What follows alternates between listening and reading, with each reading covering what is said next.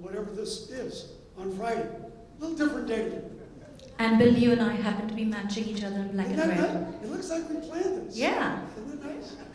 Absolutely cool. Great to have you here this morning. Thank you. Thank you. You've come from a very, very far away place to the sands of Arabia, and we just welcome you. Thank you. Thank you so much. Do you want to welcome him in a special way with a wave? Where are all those whistles?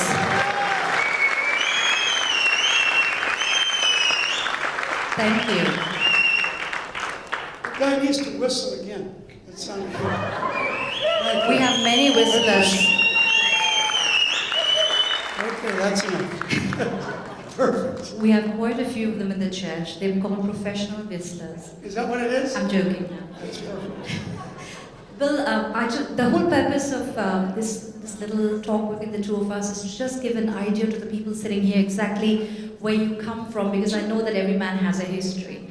And yeah, just want to know exactly where your journey with Jesus began. Yeah. And all of you know, because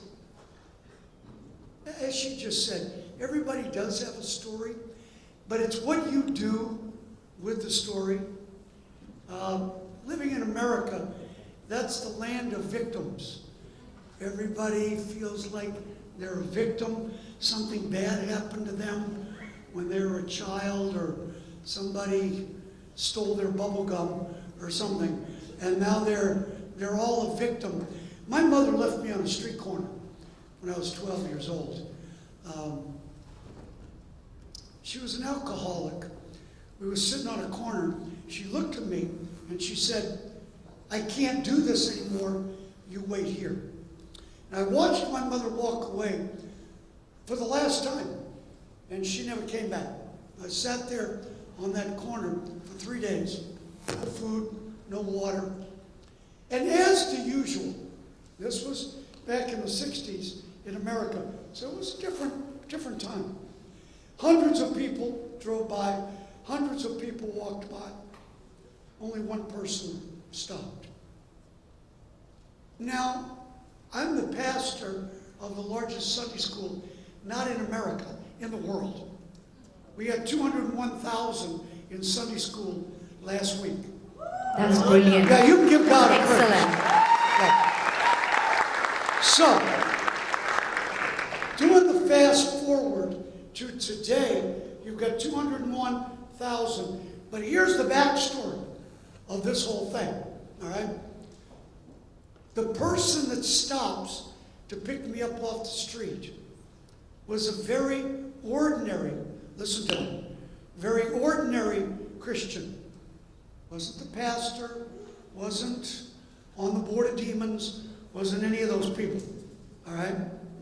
He was just a normal Christian. His own son is in the hospital, died of leukemia, but he still stops, gets out of his car, walks across the street to where I've been sitting, puts his hand on my shoulder, and just says, "Are you okay?" That's it. So, the 201,000 in Sunday school last week, you better pay attention to this, is a direct result of one ordinary Christian out of his own need, with his own problems, with his own personal struggles, and yet still chooses to stop for the little poor boy. He gets me some food, gets me some water, makes some phone calls, and in 5 hours after this meeting on a street corner, he's putting me in a church van, sends me to a Sunday school camp where I heard the story of Jesus for the first time, and it clicked. It connected. Look at me. It connected. I never looked back, folks. I've never looked back. I was 12 years old. I've never looked back.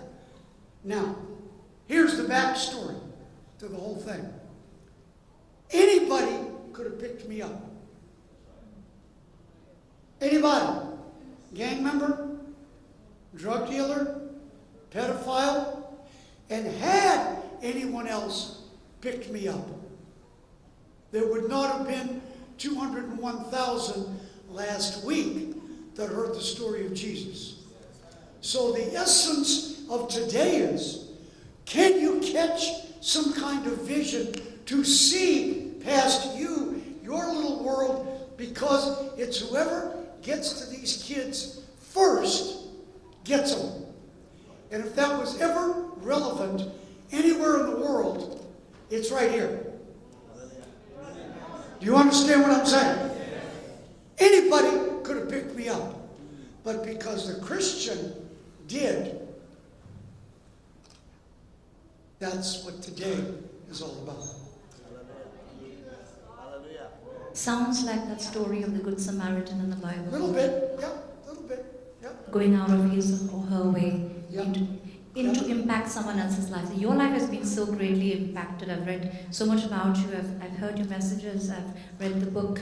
I was blessed with the message Addicted to the Cross years ago. What fuels the passion? Where are your energy levels coming from? What's driving you?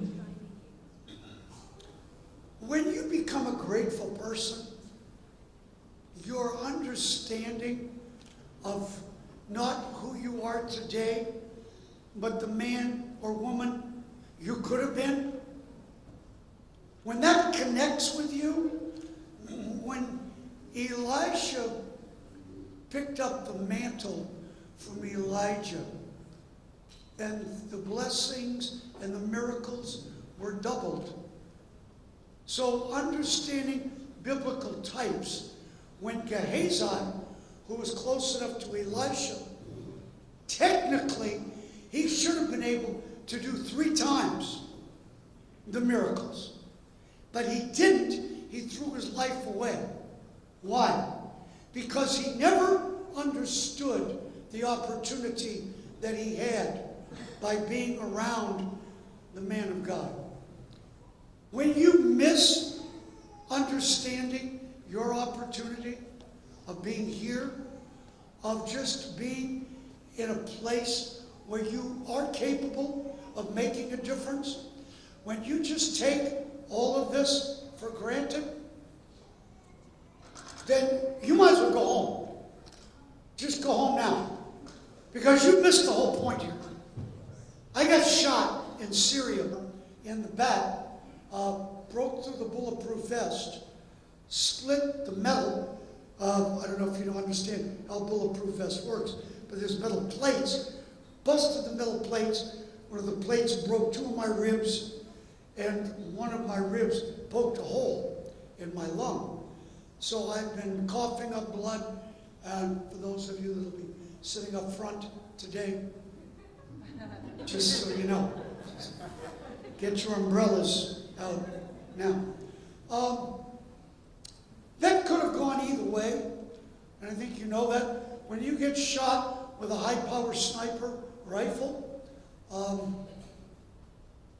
it can go either direction.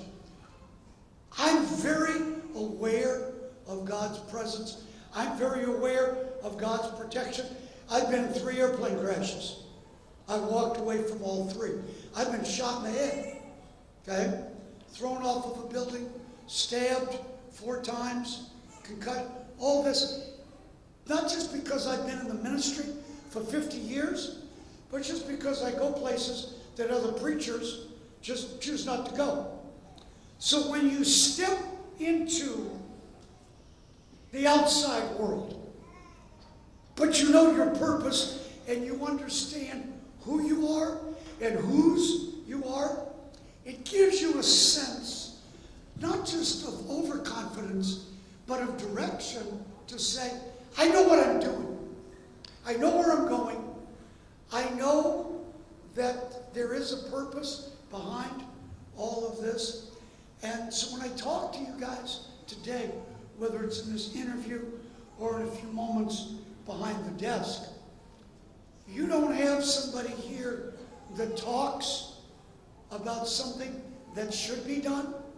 This is what I do. Now, I'm almost 70 years old, but I'm still the field guy. I don't talk about what I used to do. I just got shot 4 weeks ago. Still very much in the field. You saw me driving the bus in the I still drive the Sunday school bus in New York to pick up the kids. You saw me holding the skull. That was in Manila, in the Philippines, where we do Sunday school in the cemetery. Because you've got 1,000 squatters that live inside a cemetery where every 5 years the graves are recycled. They pull the skeletons out of the graves, throw them on the ground so they can put another dead person in there. And you have children born and raised. You better get this. Born and raised in a cemetery. I'm not here to entertain you today. It's not what this is about. It's to get you to see beyond yourself, beyond where you are, and understand that we have an opportunity to change something as ordinary people. That's why I do Sunday school in a cemetery. In the cemetery. It's always been, guys, about ordinary people choosing to do extraordinary things. Standing between the living and the dead. It's a message I've preached at conferences all over this world. But it's never been more relevant when you're standing in a cemetery amongst the remains of dead people and having children like this sitting in the middle of that listening to the gospel. And you're standing in between dead people and kids that will have an opportunity to decide, are they going to live for Jesus or walk away? You need to go with me someday to that cemetery. I'm serious. Go with me. Hang out with me. Some of you need to too, if you got what it takes. Some of you do, some of you don't. But it's your choice. That moves people. When you touch the urgency of life, the urgency demands something from you. That's what pushes me. That's what drives me. That's why my commitment is stronger than my emotions. Let me say that again. See, in America, 1,000 preachers a month quit the ministry. 1,000. Yes. Big country, but still proportionately. That's a lot of people. Yes.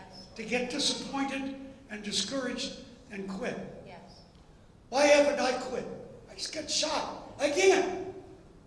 Okay? Why? Because my commitment is stronger than my emotions. And with most Christians, they live on their emotion. Yes. There's people that aren't here today because they didn't feel like it. Oh, it's too hot. It's hot here every day. You don't do anything because it's hot. You're living in the wrong place, man. So, you want to live on emotion? Your emotions will change every day. Every day, it changes. It's never been about emotion. It's about a commitment. Does that make sense? Makes a lot of sense. I hope so. It Are does. you with me? Everybody with me? Yes. Are you with me? All right. Y'all need to get this. All right? It's that purpose. It's that drive. I'm a grateful man. I should have been dead years ago. There's no reason I should be alive today. Nobody walks away from 3 plane crashes. The only thing that has not happened to me, I've never been shipwrecked. So if I invite you to go on a boat with me, I have been. you have been. There you go. So between the two of us, we've been through everything. We've been through it. Come on, sister. Come on. I'm just thinking while you're talking, Bill. I agree with you completely. I think sometimes in the Christian world we look at grace, the grace of the Lord, in such a disproportionate factor that we actually think that the grace of God means that we can just be the way we are, do what we want, when we want to. That's only in Singapore Joseph Prince's church. You're not supposed to say that. It doesn't matter. It doesn't matter. Don't put that When in you're the 70 years old, you can do what you want. Okay, when I That's get... the beauty of getting older.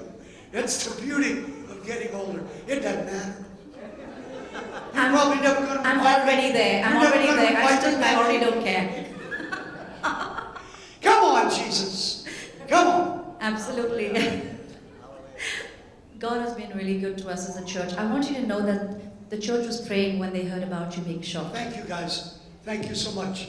I sense, you sense that. You know, I'm laying in the desert, shot in the back, unconscious, fell forward, fractured my skull, busted one of the ribs up front. I'll tell you this. It's by the grace of God and the prayers of God's people at that time. So for those of you that prayed for me, thank you. For those of you that didn't, shame on you. You should have prayed for me. I so appreciate your honesty. It is what it If is. only people could be that honest, life would be so very simple. I keep saying that people are so used to being dishonest. It's like I tell people, wouldn't it be nice if stupid people would wear a sign that says, I'm stupid? And then you would go up and go to ask them something, and then you'd see the sign, and you'd say, oh, never mind, okay? But stupid people don't wear signs. So you and I have to find out the hard way. Yeah, we spend so much time doing that. No, it is. You have to kiss a lot of frogs to find the prince. Tremendous amount of frogs. Tremendous. I totally agree with you. Coming Sorry. It's fine, you're doing well, you're doing well. Thank It's you. okay. Such a huge Sunday school all around the world. What does it take to drive something like that, to ensure that quality and excellence is maintained in the house of God? You have to find like-minded people. And that's the biggest challenge. Ministry, as all of you know, and if you don't, you're going to find out, ministry comes down to two things, bodies and dollars. That sounds very carnal, but it is what it is. Now, most preachers won't say that, but you just got the inside story. You got to have people, and you got to have the money to support it. This place isn't free. Yes. Correct? No. And probably in this part of the world, it's an arm and a leg. Yeah, but most people wouldn't know that because No. they obviously don't get involved in that aspect. So they Never do. They have no idea. You guys have no idea what it takes to do this. Okay? You need to know. You need to know the burden. And if there's a burden on these guys' shoulders to keep these doors open. I understand that. I get it. I live in New York. All right? Another kind of not so cheap place to live and function. And we have 50 buses. That's like having 50 old used cars. Okay? That's a whole other message. All right? So, when you are looking to find the right people, time, for the most part, not entirely, but for the most part, is the true test of people. They come to New York, we do a 4-month internship program. I look at them for 4 months, because you can interview somebody for a day, 2 days, and you know anybody can make you like them except me. Most people can make you like them really quick because they know the right things to say. That's right. Okay? I know the right things to say. I talk church. When I gave my life to Christ at the camp, my mother never came back. So I lived in the church that the man who picked me up attended. They cleaned out a broom closet. I lived in the closet for 3 years. 12 years old. I lived there. So I learned how to speak church. You know what I'm saying. Yeah. Don't look at me cockeyed. Like you don't understand. Because if you want to be accepted in any institution, what do you have to do? You have to learn how to speak the language so you're accepted. You know, in church, you may want to tell somebody to go to hell. You can't. It's against the rules. You can't do it. They may want to tell you the same thing, but they can't. So what do you say? God bless you. God bless you. Because you learn how to speak church. Okay? So we bring them for 4 months. If you're really good, you can fake it for a week. No matter how good you are, you can't fake it for 4 months. If you're an idiot, I'm going to know it in 4 months. It'll come out if you don't play well with others, if you don't have a good work ethic. You know, your gift will open the door for you. Yes. But character, my God, it's a good thing I'm sitting down, because I'd slap somebody right about now. Your character keeps you in the room.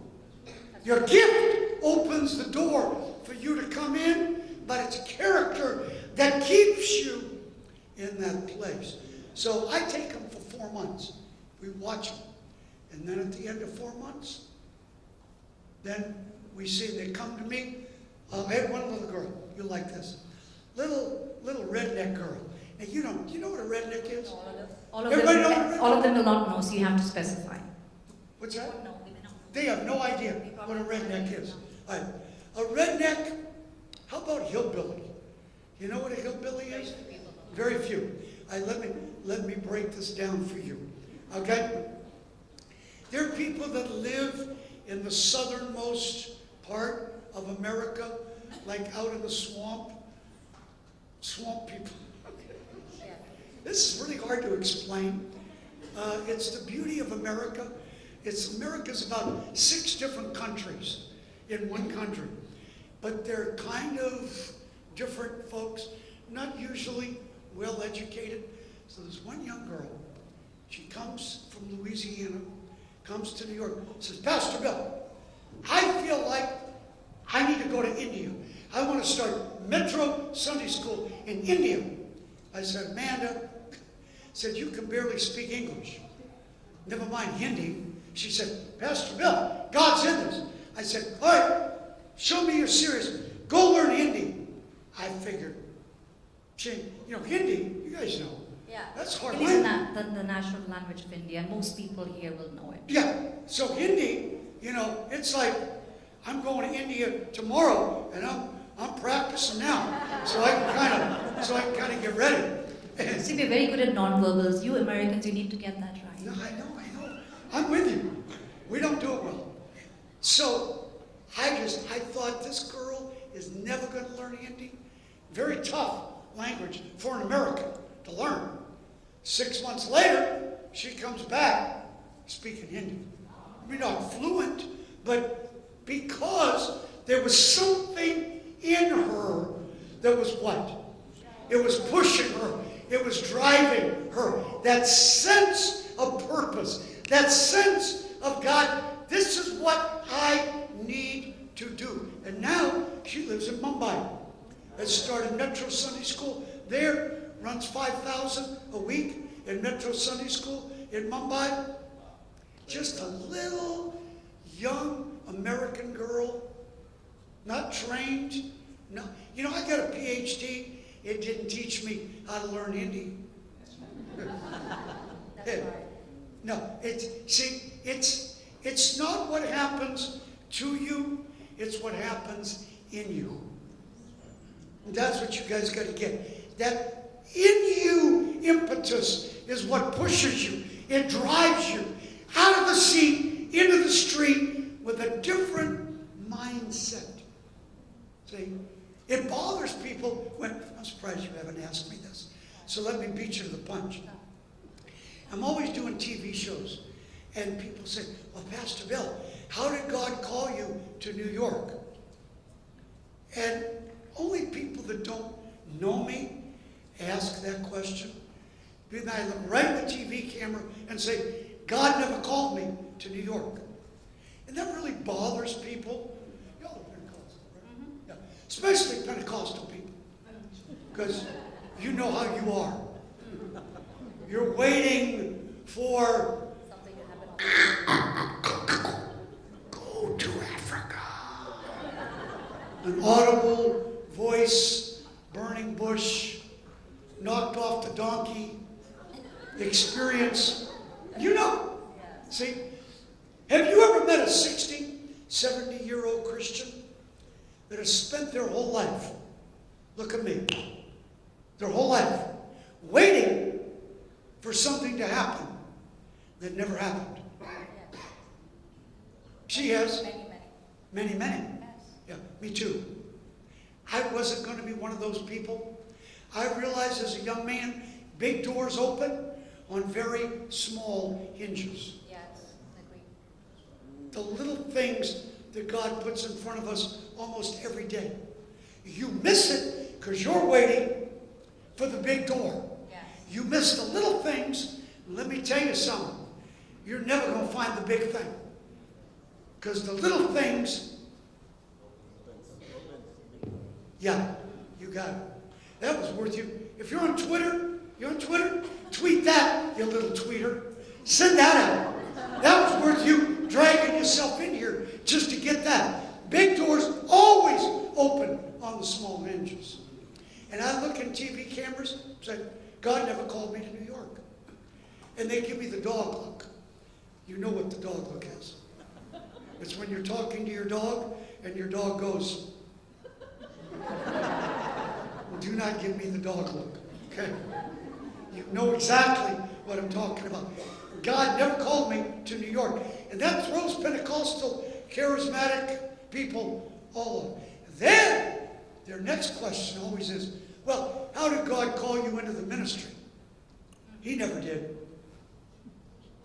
And it's just like now. It's dead quiet. Dead quiet.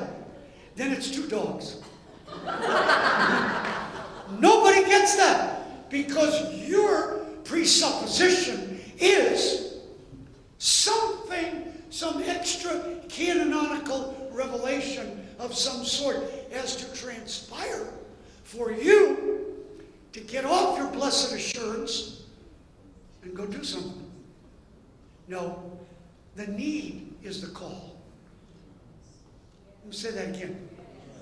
The need is the call. I'm glad the man who picked me up off the street didn't have to pray about what he needed to do. He didn't have to pray about it. He didn't have to go to a conference. He didn't even have to read a Joyce Meyer's book. I'm just saying. He saw the kid that nobody wanted. I guess that was the call of God for him that day. I agree. It's like my dad always said, action is the magic word. Don't talk anymore. Yeah. We got churches full of talkers. We got preachers talk. Great talkers. Yeah, come on guys. Come on. It's time for somebody. I wish I had somebody committed enough to say whatever it takes. You understand? Whatever it takes. See, I was raised in a different time in Pentecost. I was raised with words like sacrifice, commitment, Repentance. yeah, repentance, hell. Yeah. Oh, we don't talk about hell anymore. That's going to offend people. We don't want to run people off. Where are you going to run them off to? Hell number 2? Hell number 3? Come on, man. Come on, think. All right? See? So, I was raised at a time where words meant something, where missions was a primary part of reaching the lost. Not so much in the church anymore. That needs to change. It needs to change. Totally agree with you.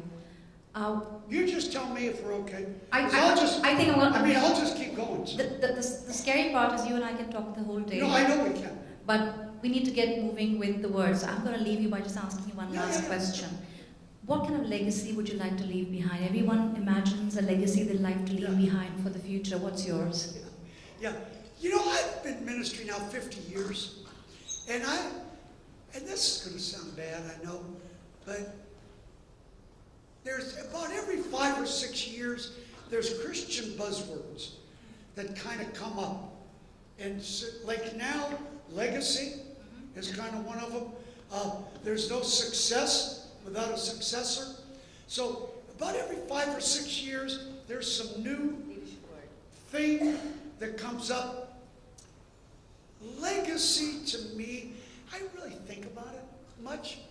I think some guys are so consumed with creating a legacy that they miss maybe what the real purpose of their existence is. My purpose is not to leave a legacy. My legacy will be the result of my purpose. You know, Very well said. I agree. I'm not consumed with trying to create, I'm going to create a legacy. I can't even spell legacy. Okay, so it's not about legacy. It's about understanding. If you do what you know, you'll know what to do. I agree. How many times, I want to know what the will of God is. Shut up, okay? Do what you know, and you'll know what to do. Most of us can't even do what we know that the Bible tells us to do. And you're worried about doing something, and you can't even do what it says. Do what you know, and guess what? There's a juxtaposition that happens. I use words like that to justify my PhD. I like to try to impress people with words. Okay. So you do what you know, folks. You know what you're supposed to do. This is what I do pretty much every day of my life. Or I'm driving a bus, or I'm getting in a fight out in the street about something. This is what I do every day. Oh, do you take a day off? This is kind of my day off. This is a slow day today. I like being with you guys. Y'all are fun. So, see, if you like what you're doing, if you understand your purpose, right? Do you understand that? Yes. This is what I live for. I live for this. I don't have to think about this much. This is, my sermons anymore really aren't even sermons. It's my life. It's me communicating a life. I contextualize it, which I'm going to in a minute. We got to be done by what time? Oh, we got all kinds of time.